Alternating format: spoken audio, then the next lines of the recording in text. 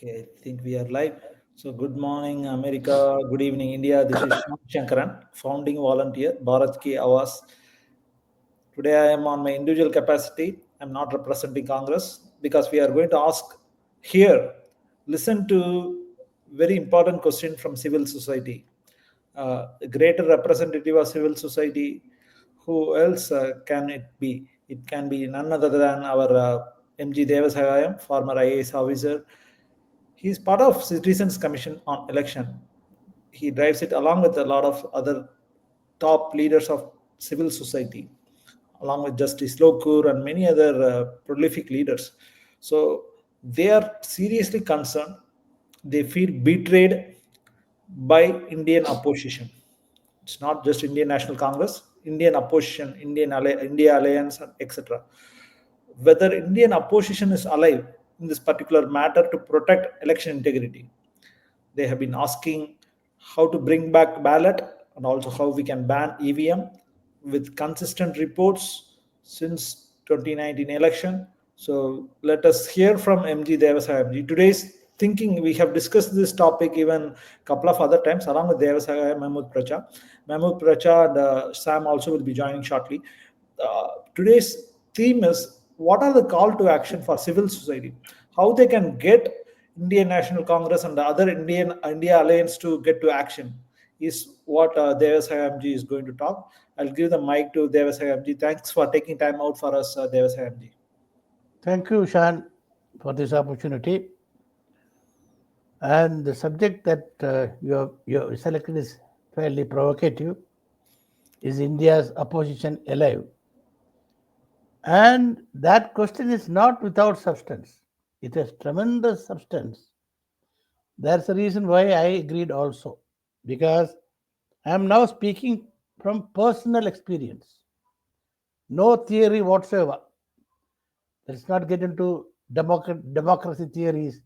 Let's not get into opposition theories, ruling party theories. All theories are apart.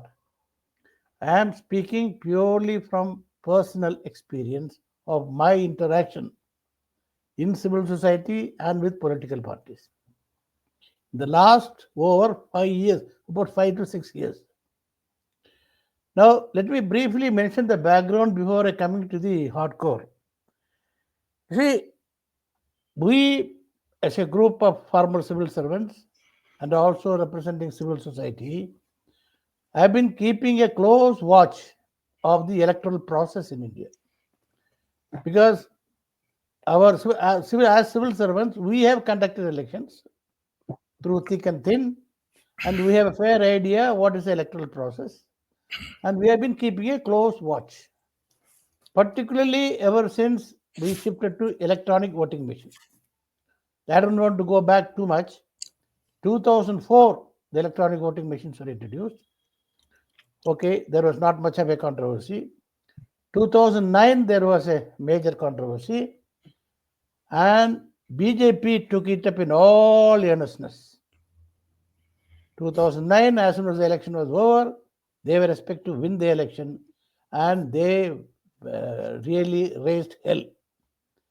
Even people like Advani got involved, Subramanian Swamy got involved, and Narasimha Rao, who is a member of parliament, got involved. So many people got involved, and they used to drag me in also because I had initiated something in the Tamil Nadu at that time, Forum for Electoral Integrity, fighting against money power and selling and buying of votes.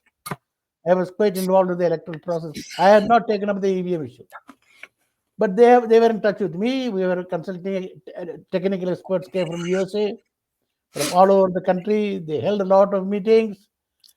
They sensitized the what do you call that the civil society, and then what they did was that Subramanian Swamy approached the court. He went to the Delhi High Court. Delhi High Court gave a negative order. It expressed serious doubts about the EVM, but said, I can't give you any relief, and left it at that. So Subramanian Swamy went to the Supreme Court. Supreme Court, at that time, the German Constitutional Court judgment was there, striking down EVMs as unconstitutional because these are not adhering to the democracy principles. That the voter should have the knowledge that her vote is cast as intended, recorded as cast, and counted as recorded. That democracy principle was totally absent in EVM. We did not go into the technical aspect at all. Went into the only democracy principles. So when Supreme Court issued the notice to the Election Commission of India, the Chief Election Commissioner at that time was a very good friend of mine, and he was a sincere soul. He discussed with people like us. He discussed with the political parties. Then he was told there is a machinery called VVPAT, Voter Verifiable Paper Audit Trail, which can satisfy the purpose. Voter Verifiable Paper Audit Trail. So they went to the Supreme Court. Supreme Court said, yes, go ahead. Verification and auditability is important. So they gave the orders, but 2014 election, it was not introduced. Okay, nobody had much say. 2014 situation was different. Between 2014, 2016 and 2019, certain mysterious things happened in Election Commission of India. I know it because we have certain information sources. I don't want to mention names because in a public forum, I would not like to mention names, but I have mentioned names in certain forum. To sabotage the VVPAT. And VVPAT was successfully sabotaged in 2019 election. So, anticipating that, we tried to take some preventive action. We went to the Supreme Court, but we did not get any relief, except saying that instead of one per assembly constituency, you count to 5 booths. That was no relief at all. Anyway, I'm not going to detail. You see, I can write books on this actually. So 2019 election took place. We have been closely observing because Supreme Court said we did not have the time to go into the integrity of the EVM in 2019, Chief Justice Ranjan Gogoi. So we were observing and we found the 2019 400 BC shuru ho gaya tha. The VVPAT was sabotaged. There was no end-to-end verification. They refused to count the VVPAT slips because VVPAT slips were not being counted. The introducing a VVPAT slip became meaningless. So we formed a CCE, Citizen Commission on Election, brought in the best experts from the world, international experts, and gave out clear findings. Findings clearly said because there is no end-to-end verifiability, these EVM, VVPAT system as being done are totally not fit for democratic election. And they gave certain suggestions, 1, 2, 3, 4. And they said if these are not done, we have to go back to the paper ballot. Very clearly. The expert opinion is absolutely clear. So we then brought out a book. We tried to do whatever little on civil society, and then we thought civil society alone cannot do because we don't have critical mass. Political parties must do it. That is now I am coming to the main subject. Why this title has been now the political parties, are they alive? We went to the political parties. There was some response. It was coordinated by Mr. Digvijay Singh, former Chief Minister of Madhya Pradesh, and we had a conclave. In 2022, we had a very successful conclave, civil society, political parties conclave, very well reported in the media. Resolution was passed, 10 resolutions were passed. They will do that, do that. That's all. Nothing happened after that. So since 2022, the struggle started.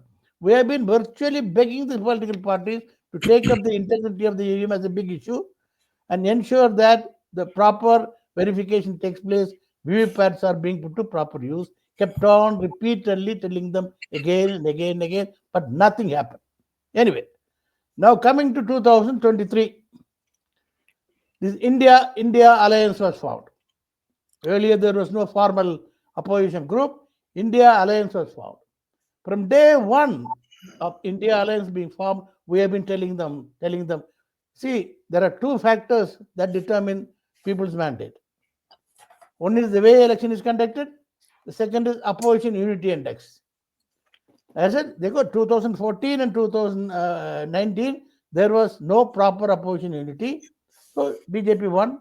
Now you have brought over an opposition unity. There are every chance of people giving you the mandate, because we know the people of India, they always go for change, and the rot that has been taking place in the country, 75-80% people do not like the rot, in spite of all the rotten publicity and the kind of media that we have in this country.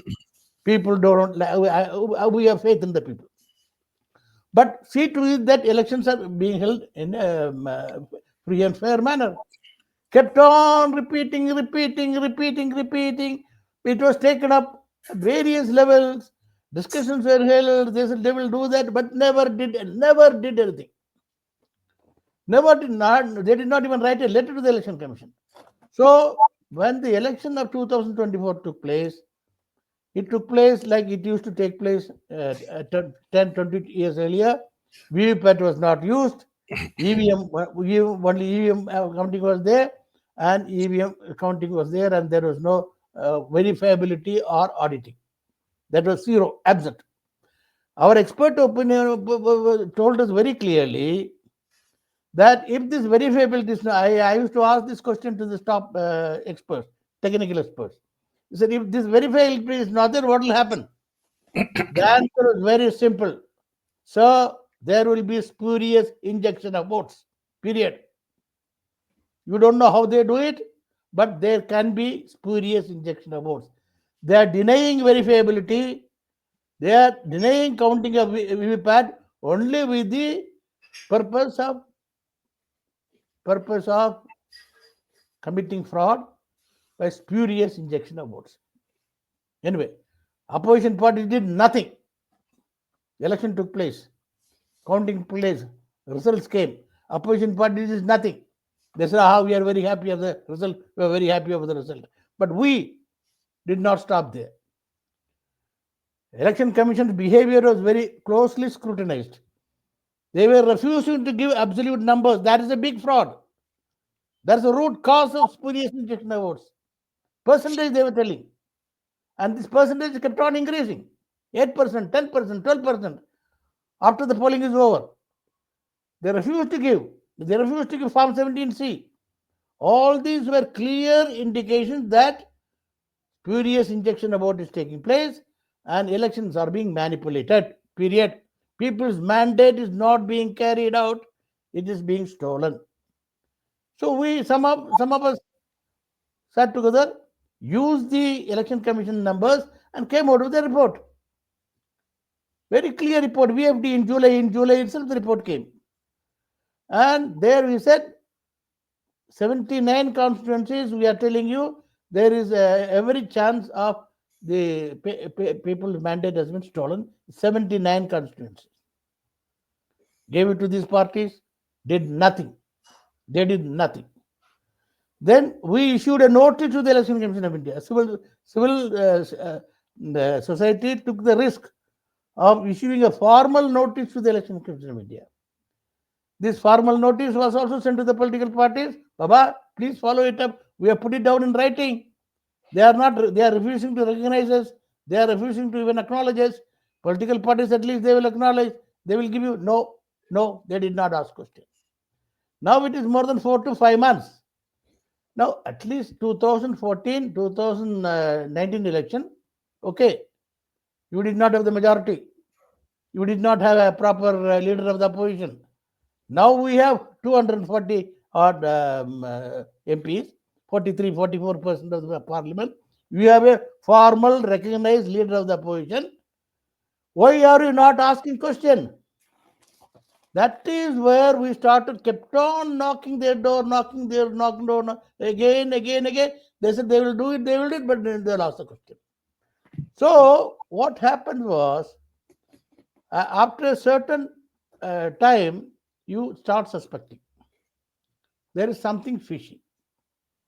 It is vital to the interest of democracy, vital to the survival of these political parties, and why are they not asking these questions?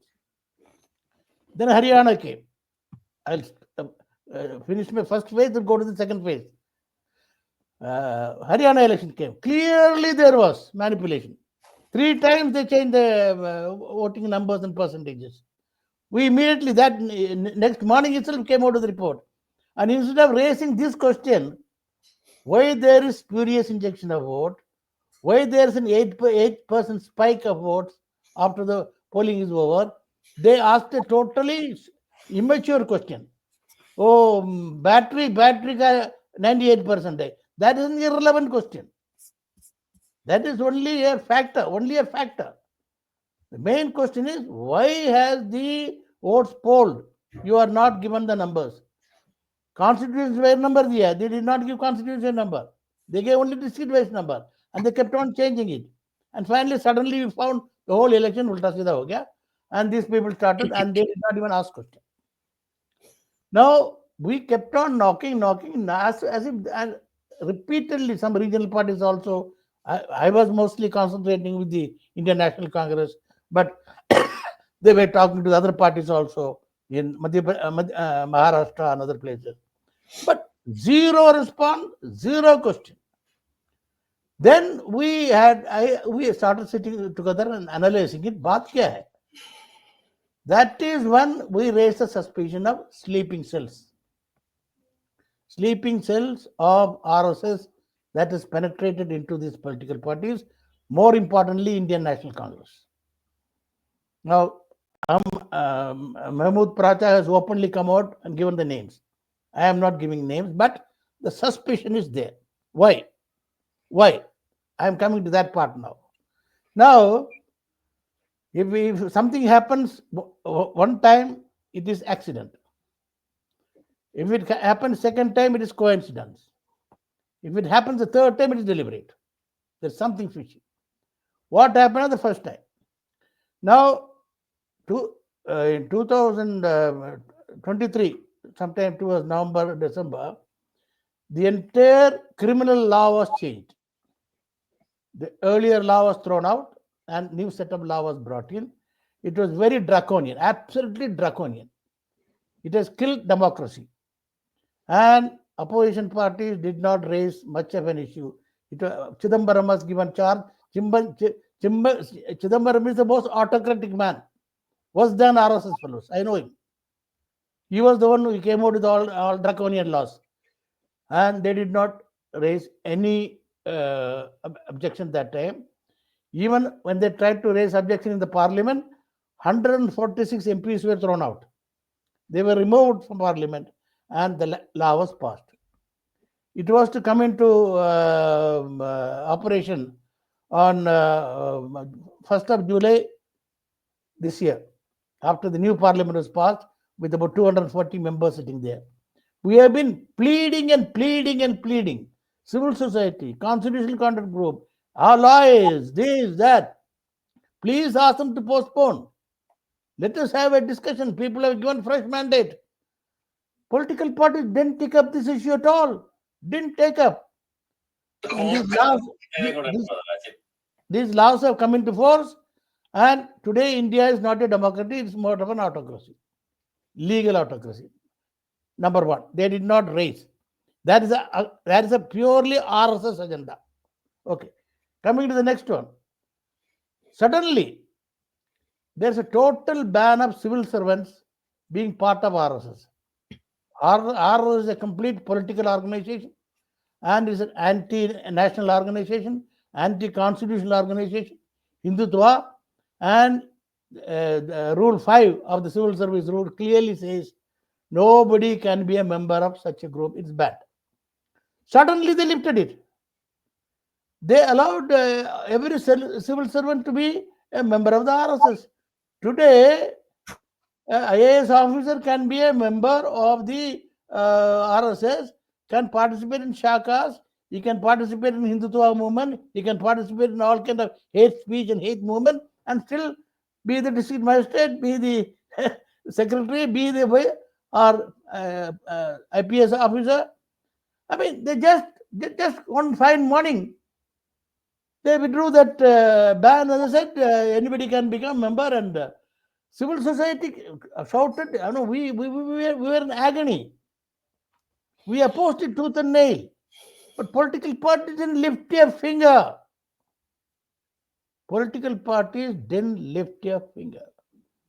This is the second one, RSS. Third is the election one. In spite of us giving them a report, the election has been manipulated, and democracy is in serious danger. They have not taken this issue at all. What for do we need opposition? रोटी खाने के लिए, वो जलेबी खाने के लिए, enjoy the poor, spending taxpayers' money, enjoying life. Member of parliament, this thing. What is this? Enjoying all the privileges. What for are they? Do they are of any use to democracy? Are they of any use to the mandate of the people? See, the question is, as it is, political system is very, very highly defective. I have been telling, and everyone knows, India is not a political party-based kind of democracy. It's a partyless democracy. Political parties came into existence and they have grabbed everything. They are rogue elements actually. As it is, they are rogue elements. They have no law, they have no rule, nothing. Everybody can get anywhere, anybody. RSS fellows, how many RSS people are in the Congress party, I do not know. How many Congress people are there in BJP, I do not know. There is no ideology. There's no kind of anything. And they say they are defending democracy. Constitution cannot be defended just by carrying a small book. That's a tamasha. Constitution can be defended only by defending the values, constitutional scheme of things. So now civil society has come to the conclusion that this opposition setup that we have is of utterly no use. They are there only to enjoy life, and as I said, spoils, pick up the spoils. जो ruling party छोड़ के जाएगा उसको लेके खा जाएंगे and feel very happy about it. मिल गया भाई, रोटी मिल गया, फल मिल गया. But there is no democracy. World's largest democracy. So unfortunately, it is depending upon the political parties because they only contest elections. They only go to parliament, they only go to assembly, they only form government, they only make policies. Unfortunately, actually left to Mahatma Gandhi, Jayaprakash Narayan or the tall leaders, they would have bound up all these political parties by now. But unfortunately, they are there. So I think we are starting this debate now. I am very happy this forum has started this debate. This debate must spread like wildfire.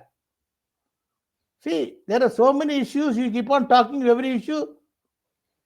You are only spreading you are only distributing the energy. And wailing. Oh, liberty nahi hai. Freedom is not there. This is not there. That's not there. That's not there. Yeah, nothing will be there as long as there is a fascist government. When there is no opposition. This is the core factor. Nobody is interested. They only all got together. RTA ka ye ho gaya. Ye to ho jayega. Do you think a government elected like this by manipulating the EVM, are they bothered about the wailing of the people? In fact, they will be happy about it. So I would like to conclude here. I would like to listen to other people, express their views and also ask questions. Unless civil society takes on the job, come together. Unfortunately, to prevent this only, this government has broken the civil society. Civil society को तो खत्म कर दिया. All the funding sources have been finished off. FCRA is finished off.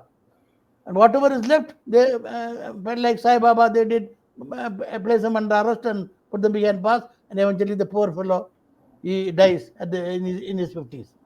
वो तो civil society को भी खत्म कर दिया. What is left now? Democracy, world's largest democracy, mother of democracy. Making a fun of the whole thing.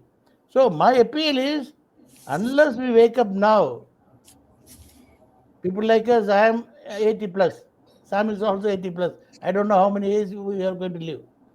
But the question is, we are leaving out a message. It is for the young people. Don't be too addicted to these gadgets and your A and BA, CA, which I don't understand. If there is no democracy, there is no nation. Simple as that. I still remember Amartya Sen's quote, being a student of economics. He said, if India did not have democracy, half of India people would have died of hunger, of famine. Even now, children are dying. Worst nutrition. Every parameters in the world, in Human Development Index, we are the worst. We are worse than Sub-Sahara. In last 10 years, this happened. Because they know people's concern of no thing, we can keep on coming back to power, and opposition is not going to question. Now, with this, I would like to leave out any discussion, any questions I am willing to answer. Thank you. Sure. Thanks, Devasayamji. I want to, in fact, invite Sam Pitroda to join us, give a commentary. Before that, I want to wish him a happy birthday. Sam. Oh, Thank you, Sean. Happy birthday, Not- sir. Thank you. Not many people know that I have two birthdays. I have a birthday on my passport, and this is the real birthday.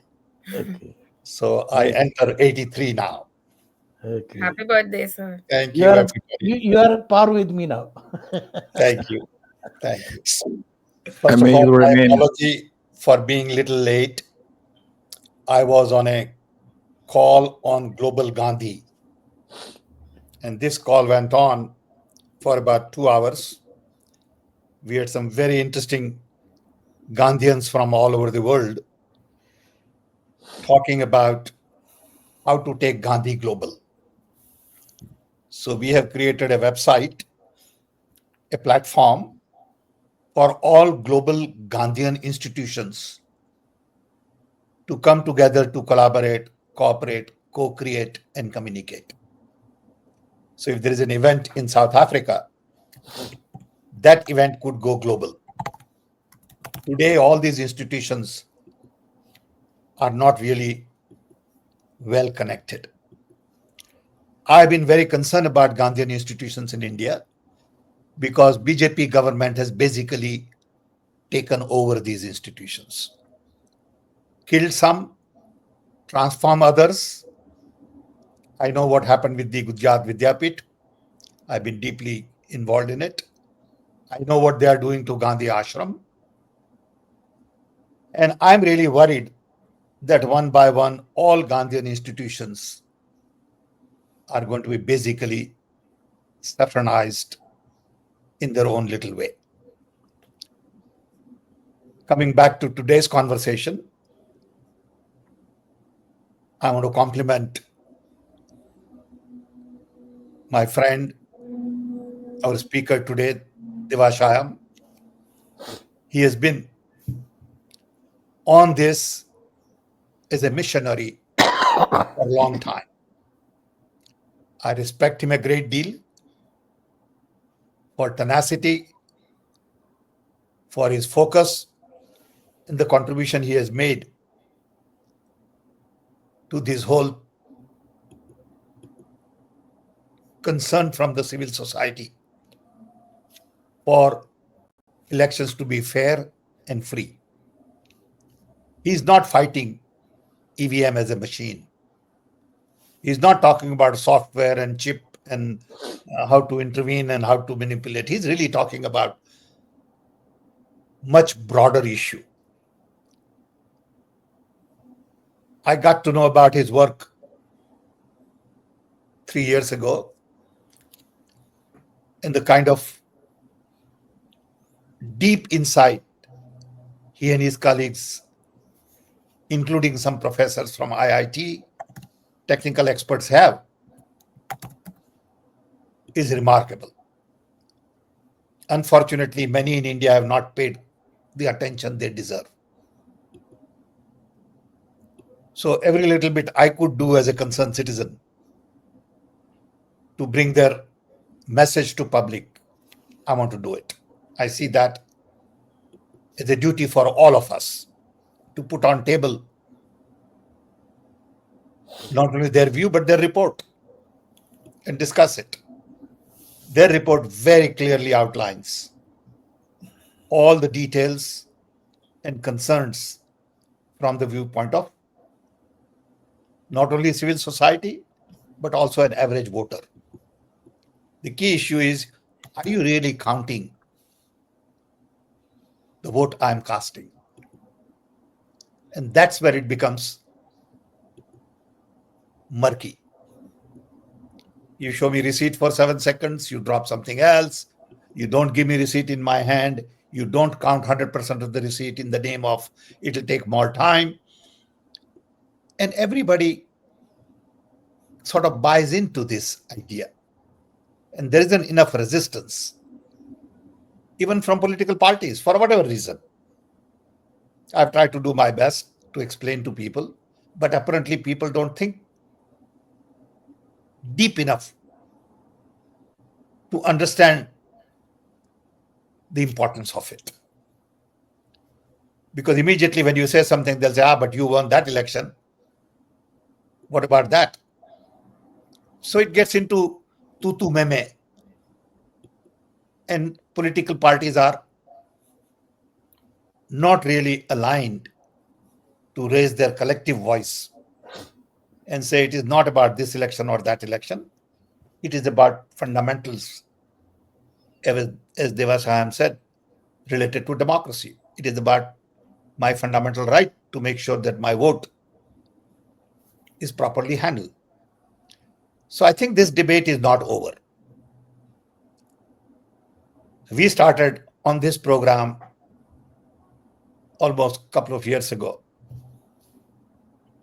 with a conversation on EVM. It was a little bit technical then, and I think it got picked up by press, social media, and others. But then it died.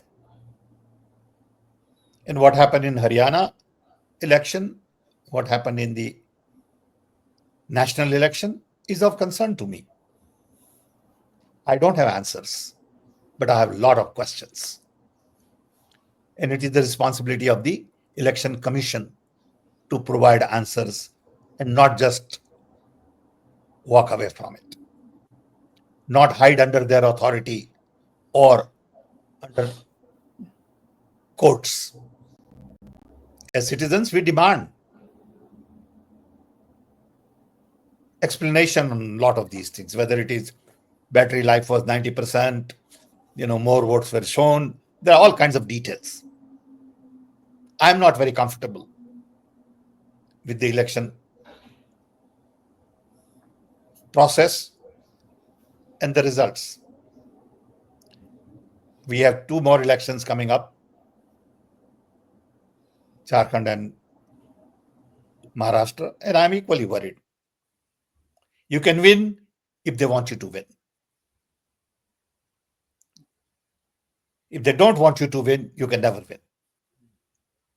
Then why spend all this time and effort in campaigning and giving big lectures and spending crores and crores of rupees? Might as well sit home and decide. That's one view. Other view is to keep fighting. And that's what civil society has been doing. So I support their effort. It has nothing to do with this party or that party. It has a lot to do with how I feel as a voter, how I feel as a senior citizen, and how I want young people to understand this and make sure that it becomes their agenda. And at various levels, we have young people coming out and questioning this. So I'm delighted that we could start this discussion today. It is an ongoing conversation. It is not going to end quickly, but I think as soon as the Maharashtra result comes, it will again get hot because I see writing on the wall.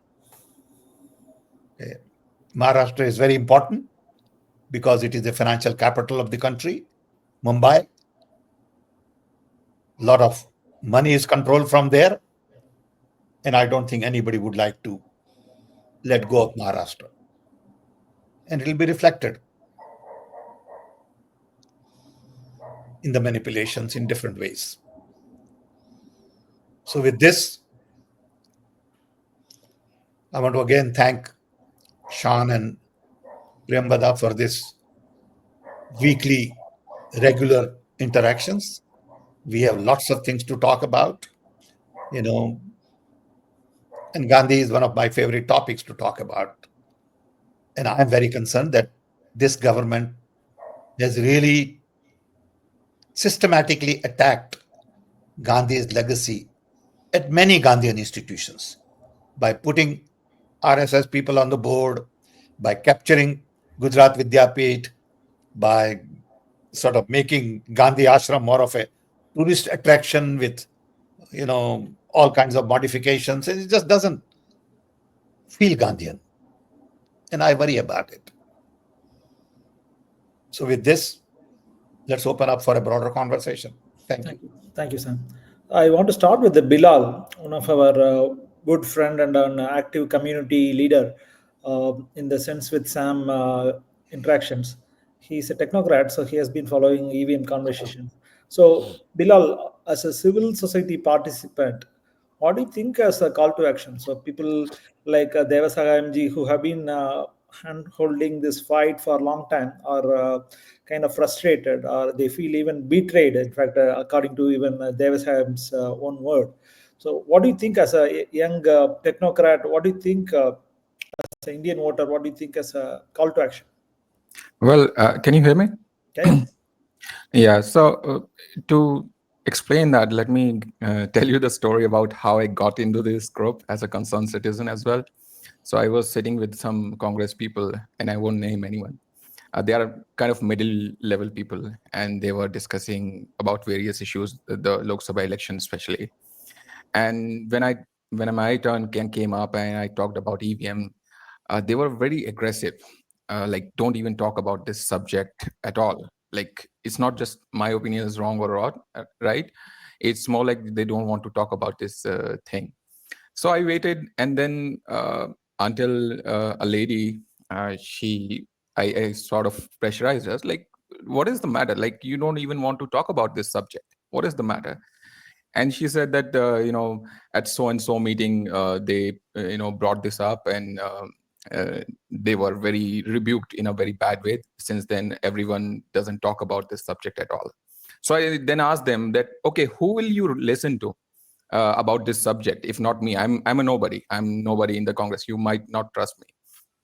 So they unanimously said, and I say this very honestly, they said Sam Pitroda, sir, that they will listen to Sam Pitroda because he's an expert in this field, and his allegiance to the party has been known for years and years. There is no question about it. This was everyone talking about that.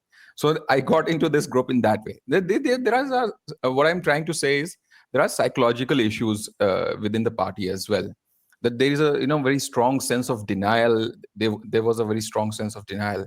And only until Rahul Gandhi on March 16th, I remember clearly, he talked about EVM in a very clear manner.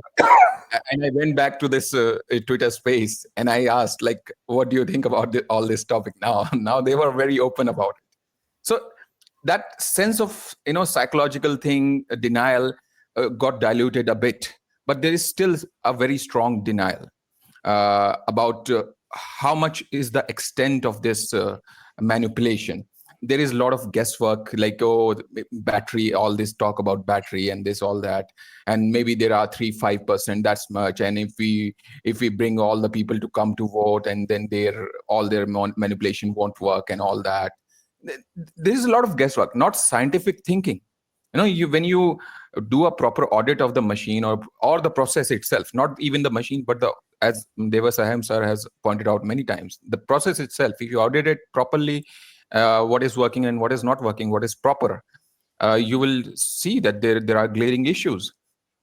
And some of them are like really stuck in some nostalgia, like maybe the time of TN session when, people didn't have to do much. They had to just, they trusted ECI that they will do their work in a very neutral manner and everything will be taken care of, and they will just have to do the groundwork. They're still stuck in, the elections of 1980s or 1990s. They haven't come up to the 2024 election. Now, there are many countries out there. I won't name anyone, but there are many countries out there who are very interested in affecting our elections in a way that benefits them. And this is a global scenario, not just with our country, but many countries. So there is in other parties as well. After March 16th, I noticed that Samajwadi Party, Akhilesh Yadav very famously came out that about this subject of EVMs and all that, that he will not believe it or whatever. There was a change. There was a very positive change after that, but there's still some denial. I think that is the issue. This question came up in the last meeting, I think few weeks back as well, that why, even though Sir has talked to Rahul Gandhi and some senior leaders as well, why they are so, they say on their, my assessment is this, that they say, okay, we believe you and all that, and this is a very important issue. But in their hearts, they are still in denial that, oh, maybe it's 3 or 5% of manipulation and not more than that, 25% or 40%. And like Arvind Kejriwal famously pointed out in the Chandigarh mayor poll thing, that 6 votes out of 36 is roughly 22% of manipulation. So that there is figurative statistics also there, that they tried hypothetically 20% of manipulation, right? So also one of the things I noticed, that all this kind of manipulation requires a very well organized, like Sir was just saying, that there is a very well organized attack, very well organized, all the systematically, all the organizations. Even TIS, very recently there are things being said about how TIS is working these days. And this expertise didn't exist in BJP. This exists in foreign countries, and they have this a very strong expertise in looting different countries, different African countries. So the big question on the wall is, why do we, after knowing that there are many puppet governments in African countries, why do we not think that this could be attempted in India by some foreign powers? And to thought that, to stop that manipulation, we have to have a very strong audit system in India, a very transparent system in India to look into every aspect of the the election process. Just to give you a quick example, I looked into Iraq elections very recently, 2018 elections, and very recent election a few months ago. In 2018, a lot of organizations in Iraq itself, they raised issues about their election. Apparently, they got their machines from Miru Systems. There's a company called Miru Systems from South Korea that provides these machines, right? So initially, even their own election commission denied that there is the same language that we hear in India, that they denied, oh, nothing is wrong, everything is okay, you have to trust us, and just trust us, bro, and that the kind of mentality. But after a lot of pressure, there was a committee that was organized. It was called Iraq's Board of Supreme Audit. And they found out that there was not only manipulation in the machines itself, but there was financial fraud involved in the procurement of those machines as well. And something very similar to India, what was happening over there was, they also initially claimed in front of their court that these machines are being made in India. See the language. There is a fine print. They said that their machines are being made in Iraq, right? But actually, those machines were only assembled in Iraq, and like our machines are being assembled in India by BAIL and ECIL, apparently. But the real components are coming from outside, right? So the actual manufacturing, the act of manufacturing is happening outside. And because we don't have those semiconductor capacity in India. And then those components are procured from outside, and those components are brought in India and then assembled. And then they do a technical lie in front of the court that these machines are being made in India. Yeah, that's technically true and false as well at the same time. So some of these lawyers couldn't ask that hard questions to them. No, may I intervene for a minute, because Yes, sir. all these have been addressed by our expert. You read the report, and we were expecting it. And if you look at the experts, they are the best in the world. See, the group, experts assembled not only computer hardware, computer software, statistics, cyber security, election management, such a comprehensive expert. The problem is, all this what you are saying is right. In India, election commission has become a fraud post 2016, 2017. But their election commission is being protected by the government, by the Supreme Court, by the media, now even the opposition. See, the question is, election commission has become a rogue institution now. Nobody is questioning them. Technical expertise, there is no shortage. There is no problem at all. We are not talking about the machine per se, as Sam correctly said. We are only talking about the process. VVPAT has been successfully sabotaged. That see, I left it out there. Subramanian Swamy got this order from the Supreme Court, and Election Commission introduced VVPAT. I know the whole background because Qureshi has been interacting with me regularly. Even now, we interact sometimes. He gave me the complete background. VVPAT was brought in, and the rule was amended, saying that the slip is real vote. It's not the electronic memory. But from 2017 onwards, the election commission was completely sabotaged. It was captured, and they had made it into a kind of what do you call that? They converted the VVPAT into an ordinary kind of toy. So, having achieved that, BJP has withdrawn from the scene. See, if the VVPAT has been actually implemented and Supreme Court is not interested in hearing, that's the issue. Our issue is different. Unless they are questioned properly, technical support, technical advice, everything is available. All that is needed is a discussion. Yes, sir. And if you look at the manuals and all, every procedure is there. But nothing is being complied with. That's the problem. That's the difference between Indian situation. Bilal, from your point, I'll take.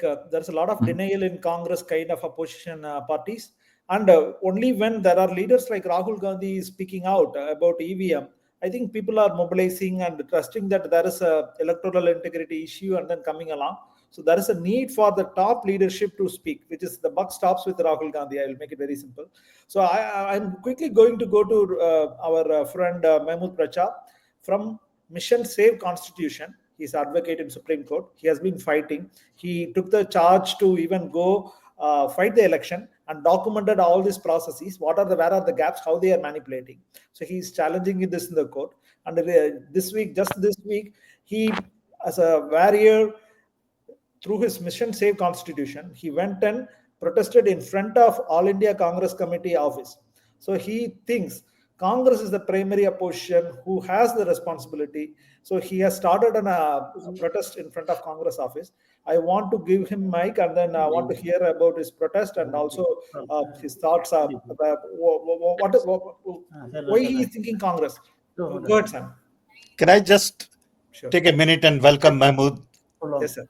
Pracha, I didn't realize he was on the screen. I didn't see him earlier. So welcome. I think he had some issues and he joined just. Okay. So welcome, Mr. Pracha. He's another one of those courageous person who is in the front line, speaking his mind. And it is not about right or wrong. It's more about create tension in the morning. That's also a problem. Being brave enough to bring real issues on the table. Everybody is misunderstood. Everybody is misquoted. But there are very few who stick to their mission and keep on pushing. Pracha is one of those. So I like him. I admire him. I don't have to agree with him on everything. But I think we have a lot more in common than people realize. So I'm one of his fans. Thank you, Mr. Pracha. Thank you, Sam. Devsagam, you want to speak a word about Pracha's protest this week? So before we ask Pracha to share. Yeah, he see what was done is just a beginning. It is a, I will say, a first salvo. It was not a big protest. It was a symbolic protest. But the question is the message. Now we have not activated the civil society so far. Let me tell you, our civil society is sitting there impatiently, waiting for instructions from us. We have not activated the civil society, and if it is activated, it will be pan India. And the attack will start against the opposition parties. We said, so they have a much bigger stake. So what Pracha has done yesterday was only symbolic, just to send out a message. But if the message is not taken, we have no use for these people. Why should we? I mean, in what way are they different? So in a way, it's a good beginning. We have started it, and I heard what Pracha spoke also in the meeting. He was very candid. And this is the beginning. It's only it's the beginning. It's the first salvo. That's all I can say. Pracha, I'm sure some of Rahul's own team may be watching this. Just go ahead. Why don't you share the? I think they might be tracking all your even protest. Why? Before that, before Pracha comes, one point I would like to make. See, Rahul Gandhi and anybody are not doing any mehrabani. See, what is the culture of Congress? Are they a political party? Just because Rahul Gandhi बोल देगा हाँ EVM खराब है, राहुल गांधी नहीं बोलेगा तो EVM Gandhi खराब नहीं है, अपना दिमाग नहीं है, अकल नहीं है. I mean, what kind of nonsense are these fellows? I mean, are they slaves? What kind of nonsense? I mean, they have not. That means, see, that's why I said the media is not reporting anything. You are right. People are not being properly informed. Media is completely one-sided. But if the opposition takes the issue, media will also talk. See, but we will get only very limited coverage. But when the opposition takes up in a big way, media will also talk and people will also come to know. The report documents are already available. You don't need any additional document. That's all. Thank you. Thank you. Okay, go ahead, Pracha. Please go ahead. Share us your. Hope you're doing okay. First of all, no, I am actually running high fever, and pardon my voice, because yesterday also I was running high fever, but we could not I just had to go to the protest. And thank you very much, Mr. Sam and Devasayam Saab, for the kind words. Before I hope my voice is clear. Yeah. Hey, thanks, Pracha, for taking time out despite you are not well. We want you to stay strong and continue this. No, I'm protest. strong. I was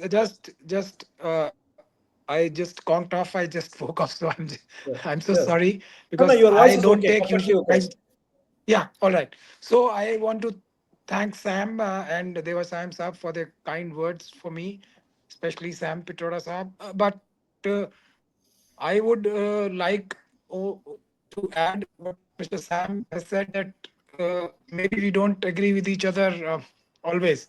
So I would request him and senior persons like Devasayam to tell me where we don't disagree. I will try to make up to that. So long as people have their intentions in the right place, I am very flexible and I am willing to mold myself according to the voice of the senior people. If they have some disagreement, I am very willing to mend my ways also, or change my ways, so long as the main theme is in place. So picking up from Mr. Devashayam, what was VVPAT? What is VVPAT? VVPAT is voters verifiable paper audit trail. And that the only way for that, legal and otherwise, logical and technical, the best way for that is paper ballot. That aspect has also not been examined properly. Supreme Court never said that you use these kind of idiotic printer machines uh, connected through the BU and the CU, both of them, and you introduce a SLU. All these things were never said. Anyway, technicalities I don't want to go. I agree totally with Mr. Devasayam that we have open shut case, not even a slightest of hole in our theory, and everybody knows this. Even Election Commission, Mr. Narendra Modi, Amit Shah, everybody knows this. So that's why they will never address or interact with us on that way. So now coming to the main point, we have an extremely difficult task. And I'm saying this with full sense of responsibility. And Devashayam Sahib also said that we can create a ruckus, big ruckus. But the main problem which we have realized now is opposition parties visibly. But if you dig a little deeper, it is not the top leadership of opposition political parties. Obviously, Rahul Gandhi or Kharge ji would never have wished or wanted that there should not be a Congress president and, sorry, prime minister. I mean, why would they want that?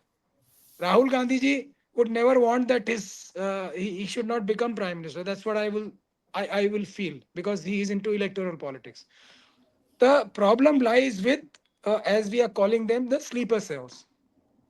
There are uh, sleeper cells or agents of RSS and BJP in almost all major political parties, like all other institutions. Like in BEL, there are openly and overtly directors who belong to BJP.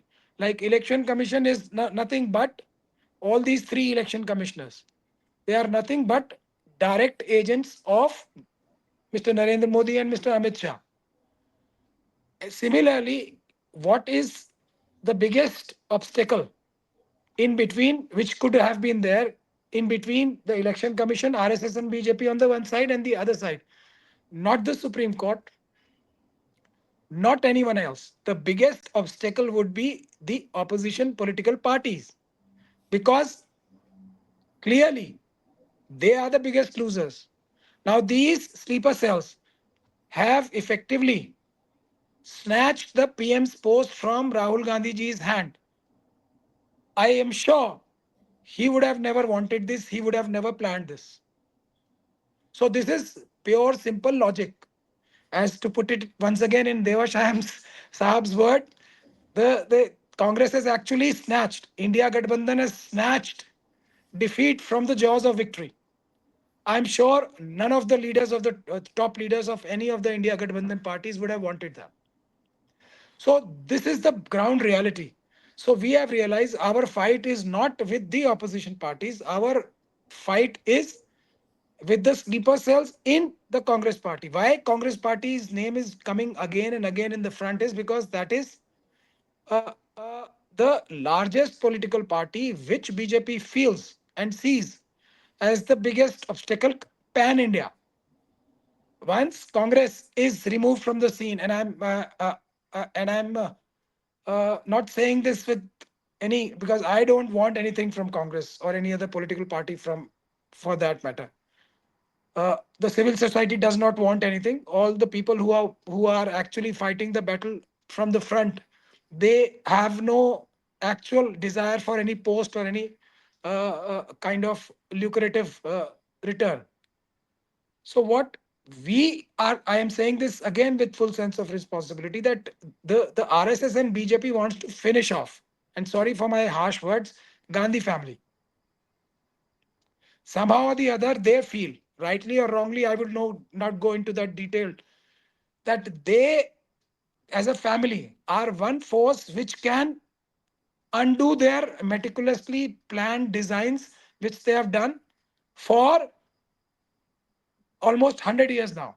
100 years are going to be completed.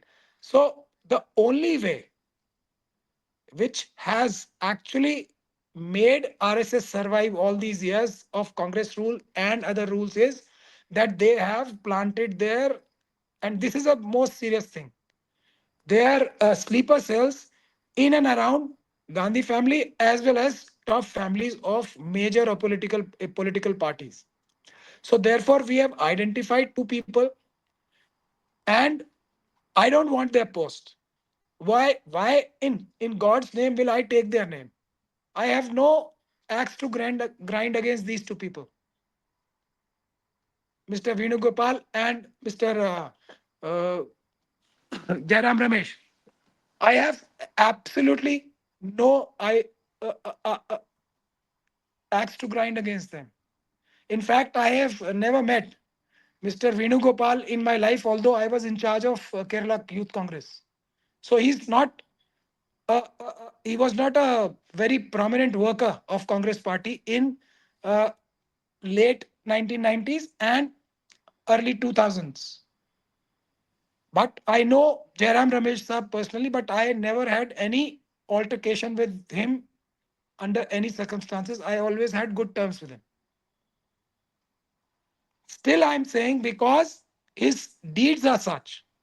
And the latest example is the letter which he has written to the Election Commission, crying like a small baby for that helicopter episode.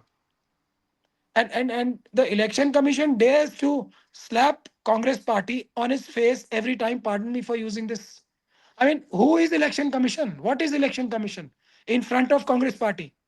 Let's let's be very candid and real about things. Congress party is the main opposition party of the country. What is Election Commission? Election Commission institutionally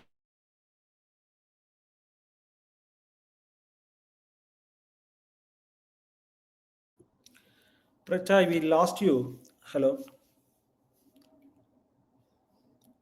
I think Prachai has some internet issue. Let's see. I will have to leave another 10 minutes, Sham. Sure, sure. No, I think we'll complete. So once after Pracha is able to give that update.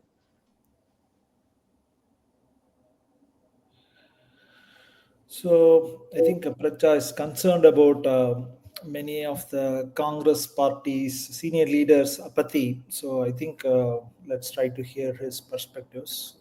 Uh, Uh, just before, I have one question for Sir Devasham Sir. Give me Sir, one. Give me 1 minute. Let's finish Mehmet Pracha. Is that okay. okay? I'm Yeah, yeah, about to yeah. finish. He was not. I'm Yeah, about yes. to finish. Yeah, yeah, go So ahead. Election Commission is treating Congress party is in itself the biggest proof that there are people inside Congress who are making sure that Election Commission can do all these things to Congress party, the principal opposition party of the country, and get away with it. Why? Because they know there will be no mass public protest by the Congress. So our task is very difficult. We can really create a big ruckus. And please believe me, Mission Save Constitution is capable of creating a big ruckus in front of all the big political parties, and that will be national news in not only the our social media people, but also the so-called mainstream, which I call criminal media. But do we want to do that? Our task is to use Congress party, help Congress party, if I use the correct word, to save the constitution and the country. That's our task. So we have to do that without damaging Congress party or for that matter, any other opposition party. So our task is extremely difficult because of this reason. Otherwise, but we will have to keep increasing the pressure and the temperature because country is more important than Congress party. Country is more important than Khargeji and Rahul Gandhiji. So they have to come out in the open. They have to listen to the logic. They have to listen to their hearts and not the misadvice or the ill advice or the conspiracies, Machiavellian conspiracies, which they are, according to me, right now victims of. Paper ballot, you will see there will be dramatic change of results. Even in Maharashtra, I am sure if our civil society's pressure was not there, BJP would win 90% of Maharashtra seats. I can guarantee you that. Using the electronic voting machines. That's the hard reality of life. Adani wants Maharashtra to be in his pockets. Adani wants Jharkhand to be in his pockets. And through him, obviously Modi ji and Amit Shah ji want that. So that's the base. So we have to only discuss. That's my last point, and I request all of you to find out ways and guide us in what proportion and in what to what extent we should increase our pressure and the temperature of our protest against the opposition political parties, because that's the way which, and Deva Shayam Saab and I have been discussing, in detail again and again and again. Devashayam Saab is also drafting a letter, which will be very soon given to the Congress party. I hope he can tell us when is it's going to be happening. Then you will see we will keep increasing the temperature and the pressure on not only the Congress party. This week we are going to go to all opposition political parties with the same request that you remove your sleeper cells and come out in the open against the EVM, and for ballot paper alone, nothing else is acceptable to us. Only paper ballot. Thank you, Thank you very Prachand. much. That was a very great thing, and we want to congratulate you in the fight to save the Constitution, your mission save Constitution, and continue the fight for the country. As you correctly pointed out, the country is more important than any political parties. I want to Priyamada to ask the question before we go wrap up. Go ahead, Priyamada. Thank you, sir. So my question is to both of you. So with the coming Maharashtra elections and Jharkhand elections, especially Maharashtra, which is important, what with the coming like with the recent scenario, how it is, because it's still the same situation like how it was. What advice would you give to tackle the EVM uh, EVM damage or EVM manipulations to the workers who are currently there? You know, the cadres. So both of you, thank you. Pracha, go ahead, Pracha. Thank you. First thing is that I have already written letters to the election commission, putting in motion the check and balance which we can do to our best of ability. That you have to video record the the proceedings of election from start to finish. That will be the most important thing. Then we can, if somebody asks us, then now that's the point. No, sleeper cells will not allow.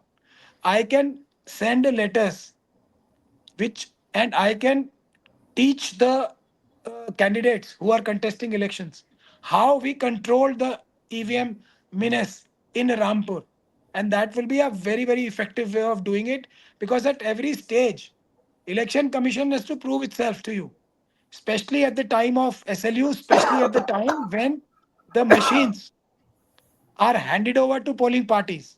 That's the time mischief, the biggest mischief happens. When the machines are handed over to polling parties, before that, at the time of commissioning, when SLUs are introduced, and when the machines are handed back, and during the polling process. These are the three most crucial times when most of the manipulation happens. So we can actually teach every candidate by publishing model letters to control them, and tell them how to control the misuse or the manipulation or minimize, because we cannot control the manipulation which happens offline and with wireless. We can at least control the manipulation by change of machines and introduction of the external elements in the shape of Trojan horse or viruses or pre-programmed chips that we can protect, and You also see, create no, a no, fear see, in the minds of there's hardly, the no, no, just one minute, just last sentence, I mean. you know, And we can also create fear by writing these letters and putting our people in the minds of the returning officers and all the other officials involved in the election process, by telling them repeatedly that these are all criminal offenses, and we will register FIRs against you if you don't do these things as per law, and that is this man. the That's question the is best. these are all, there's no time. We have told about this. The problem is, if the opposition parties had interacted with us at the correct time, we would have given them a complete, thorough protocol, very simple protocol, but nobody bothered even to contact us. Nobody talked about. See, let me very normally I don't mention numbers. There is an young IAS officer of the Karnataka cadre, Sashikant Sentry, technical fellow, who resigned in 2019 with hardly about 10, 12 years service. Uh, the statement that he gave was, I cannot serve a fascist government. I mean, that's a very courageous statement for an young IAS officer who had another 25, 30 years to go. And he resigned. He was with us we are trying to work out some. He's from Tamil Nadu. I used to stay in, I live in Chennai at that time. He joined Congress. He has become a totally different character now. Became a totally different character. He is a technical man. He is I think IIT graduate. He has conducted elections. He knows. He says EVM is first class. चल रहा है, बड़े बहुत बढ़िया है. And do you think a fascist government in power will hold free and fair election and allow you to capture power? Can you ever imagine this happening? See, I just wanted to mention the Congress में मिलते ही जो है ना, he cut off the relationship completely. He became a தலைவர், leader. I became a subject. There is a mentality. I'm sorry, be very frank about it. I have dealt with people, top level people. But yeah, now the moment you join a party, you become a leader. नेता बन गया. हम सब जो है ना सेवादार बन गए. You won't even communicate with us. See, the one point, Premida, I'll tell you. Yeah, I think if you are going, they are going to be. Counting is the most critical exercise. What happens now is the present rules are completely shoddy. You rush through. See, you take months together, weeks together to conduct the election, but you want to finish up counting in a matter of few minutes, few hours. So rush through. What happens was, as soon as the elections are announced, daskat kar diya, after that you have to go to the High Court only. Nothing is going to happen, and you are in the government next 5 years. These election petitions are all pure waste of time and money. Okay, that's the reality. So they bully you through. Now with the returning officers sitting there, most of them are becoming pliable. They will bring observers who are senior to these returning officers, IAS officers. Some of them may be pakka RSS characters. They will bully them through because they would have selected the constituencies. The point I am making is, counting, there is a certain protocol. Everyone knows about it. We don't have to do the training now. Everything is there. Now, the first, as it opens, they have to start with the paper ballot. Unless they count the paper ballot, don't allow them to touch the EVM machine. Don't allow them to touch it. Secondly, under the paper ballot, the election agents used to sit nearby. They could see every vote is being taken out and sorted out. Now they are put behind some kind of fence. No, they will be near that machine. They must look everything. They must watch the number. So before they start the counting, normally they will take 14 machines. 14 machines where they will start. That's a standard. 14 tables.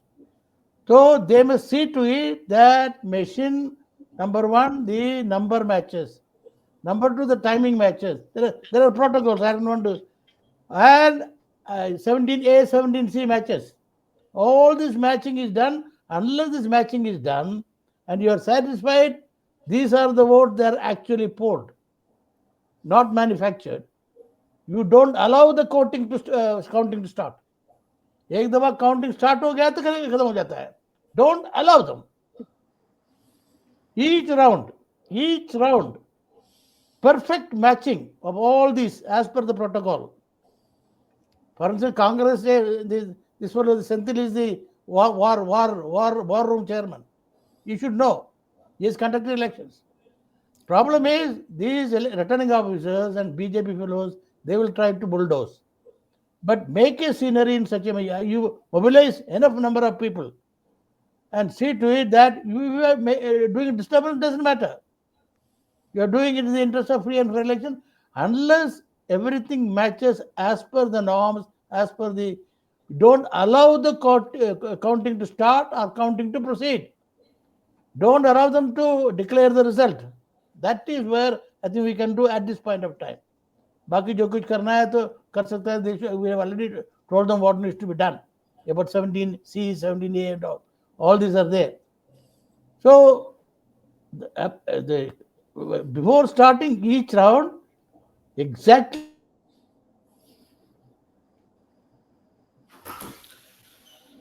Ensure that. Otherwise, don't allow and matching the numbers, everything, and don't allow the accounting to proceed. Thank That's you. the only thing that you can do at this point of time. I think Bilal has. Devashan sir, I will add one thing, just one thing. There Yeah, is yeah. no alternative or replacement for the backbone. In Rampur, I was the only candidate. We had not campaigned, not even a little. We were not a prominent candidate who was contesting elections. But the election commission officers, starting from the central observer, who was a secretary level government of India official, and RO and everyone was on their toes, and my my people, who were only a handful in number, were allowed inside the counting arena, where Sapa candidate and his people were not even allowed. They had to piggyback us. They requested us that take our people also inside. So there is no replacement for this. It is an Yeah, election. It is war. It is war. I You agree. I have to. agree. See, if they are assertive, officers will comply. Yes. So it is a If you war. are a You can't. if you are a coward, Otherwise, they will. if you are a coward, they won't bother. Yes. If you are a Then they coward, they will won't bulldoze bother. you. They will They will bulldoze bulldoze you, you. and Yeah. yeah. I'm really feeling moved. Both of you are, even though you are saying that opposition is not so active, you are suggesting, giving all the methods and procedures which Congress or the primary opposition should follow to protect the constitution. I am really moved. Before closing, I want to go to Bilal. Go ahead, Bilal. Go quickly. Yeah, I had some very practical things about suggestions about this. One thing about counting I is will like to leave. Yes, I have to. Sure. Thank you. Thank you, okay, Uday. sir. Thank you, sir, Thank you. for your Thank you very time. much. Yeah. So, Thank very short example of what this counting, how important it is. Even the most uneducated, if you compare how we get money from ATM machines, which is a very common experience, even the most uneducated person and even the most educated person, all of them not only trust the machine, but they also count it by their hand, all the money they get. Right. So this is the same thing with the election, that in South Korea, practically what happens is they first announce the election result using whatever the machines they have, and then they do a audit by counting the all the votes by hand as well. So this double system of checking is required. This is the my logic for this counting of all the VVPATs. Anyways, as Devasaham sir pointed out very well, all this expert knowledge, even the system suggested by Kapil Sibal, he came out with all the precautions one has to take. All this expert knowledge is not reaching a lot of people in Congress itself, even though this is coming from Congress people, very knowledgeable Congress peoples. Why? Because there is channel of communications are being blocked by certain people. Anyways, what I think is there is a need of the hour is that there should be another person from Congress in this chat, our election commission, sorry, this election related WhatsApp group we have, so that the information can reach the party, not just through one means but two means as well. And for example, I met the ADR people, Jagdeep Choka sir, and the other person who was in the Navy in one of their events recently. And they're very, they have very solid points. They have done a lot of work. I understand that we cannot agree with all the things or their approach, but just like a freedom movement, all different kind of people with different mentalities have to be brought up on a single platform to fight the fascist regime, right? So, sir, Sam, sir, I have a very humble request. If you can talk to Jagdeep Choka, sir, maybe, I mean, consider talking to him. Maybe he could join us in this chat group, or send his representative. I have their numbers as well. That would be very helpful, so that we can benefit from each other's knowledge. And the second thing is, like I said, someone from Congress should be here in this group. He doesn't need to be, a very big guy. He could be someone, a small guy as well. Third thing, maybe, now everyone knows about Poonam Agarwal and her allegiance to the country, how much she's working hard in, not just in this topic as well as electoral bond. Maybe Rahul Gandhi can meet Poonam Agarwal as well, just to hear her out. Sometimes, talking to, intelligent people, helps you understand the matter even more deeply. And there are a lot of ways. but the information is not flowing in a very smooth manner to all the concerned people. I'm worried that all this knowledge between the us concerned citizens should not remain within ourselves, a very small circle, but it should be reaching out to a lot of people. And for that to happen, people from different parties should be in this group as well. I think that's one thing that can be done. If people from the SP or DMK, I know there are some people. Shan, you have told me. I can see you nodding, but someone who speaks vocally, someone who is heard in his own party as well, and someone who knows the subject matter a bit more than just being attending in the name itself. So that's one of my suggestions, big suggestions. Just to quickly respond, you Bilal, we'll continue work, but to make a small disclaimer, as a Bharat Ki Awas, we are a liberal community. We are Congress leaning. We are trying to support Congress, but I am running this along with many of you guys. I always call myself as founding volunteer because I know that a lot of people like you have been helping me run this, actually, Priyamata, many others. So to run different groups of interest, we are a liberal think tank of sorts. We don't even call ourselves as non-profit. We are trying to help propagate the Congress values, liberal thinking, democracy, etc. stuff without any censor.